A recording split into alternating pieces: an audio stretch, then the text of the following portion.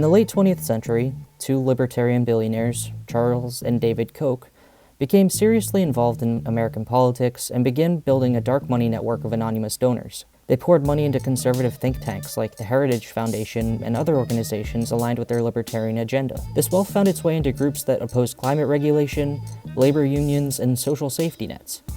And because nobody knew where the money came from, it was harder to trace back to these two men. By the early 2000s, the Koch network was becoming known as a shadow political party, seeing as it rivaled the RNC in both funding and influence. All the worst billionaires you can think of were getting together and pushing policies that benefited them, and not the American people.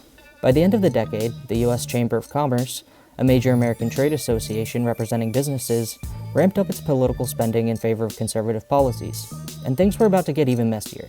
In 2010, the Supreme Court ruled that corporations, unions, and nonprofits could spend unlimited money on independent political advocacy, as long as it wasn't directly coordinated with a candidate's campaign.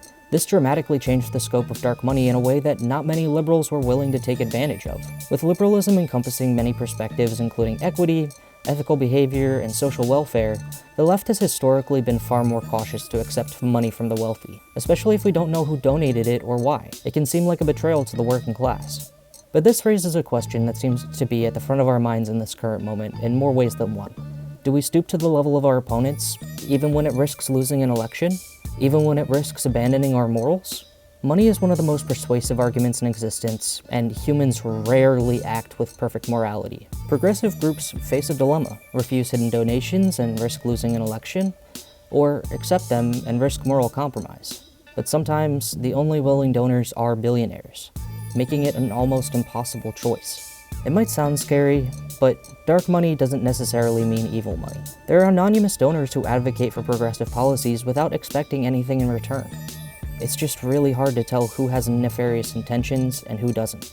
In this case, the 1630 Fund, a large liberal-aligned dark money network, was a fiscal sponsor of the Chorus program. They handle finances, bookkeeping, and administrative needs of a nonprofit that doesn't yet have tax-exempt status such as 501c3. They do not fund the program itself.